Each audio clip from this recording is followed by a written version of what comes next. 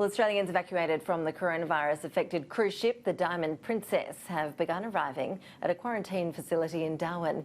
Matt Cunningham is there. He joins us live now.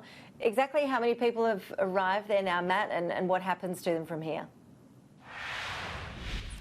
Well, there are 93 who are here at the Howard Springs Workers Village's quarantine facility that's been set up here about 30 kilometres from Darwin, Ash. But just as we speak, another busload of these evacuees is just turning the corner now and entering this facility. Of course, these are the people who have been aboard the Diamond Princess cruise ship for more than 2 weeks. Finally, they have arrived home. There were about 170 people who were on board that Qantas flight that landed in Darwin just after 8 a.m. this morning, and now they are making their way into this Howard Springs Workers Village. Unfortunately, not everyone who was on board the Diamond Princess cruise ship, not every Australian was able to make it home. We already knew there were 30 Australians who had already contracted coronavirus who were going to have to stay in Japan, as well as 15 family members who were staying with them. But there was another heartbreaking case of a Melbourne mother and her family who found out just as they were about to disembark from that cruise ship that their daughter had in fact contracted coronavirus.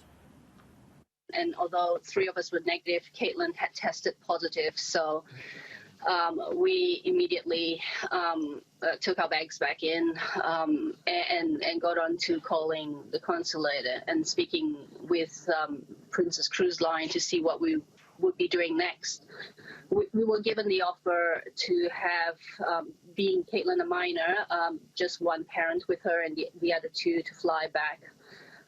But we've insisted on remaining together. When I first found out, I was really shocked, but I calmed down pretty quickly, and my parents are showing me because I'm very healthy and I'm showing no symptoms that I should be able to get through this.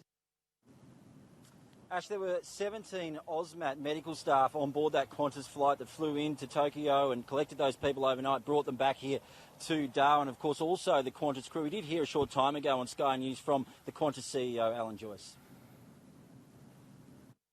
We want to protect the health of our people, but they find this uplifting. And in fact, on this Tokyo flight, half of the crew were crew that volunteered for the Wuhan flight. They're coming back and doing it again because they find it so positive and so uplifting and so rewarding.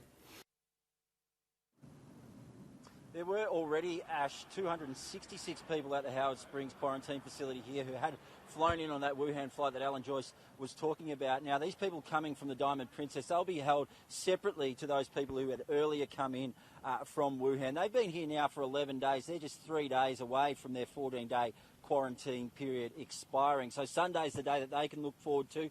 That is the day that they will be able to go home. And Qantas has said that they'll be given free flights from here in Darwin to their home cities. As for those people who are arriving here right now, well, their 14-day quarantine period is just beginning. They're going to face 2 weeks here at the Howard Springs Workers Village, although their accommodation here, Ash, you'd imagine, will be far more comfortable than that they've been experiencing trapped in those cabins aboard the Diamond Princess. They will certainly be hoping so. Matt, appreciate the update. Thank you for that.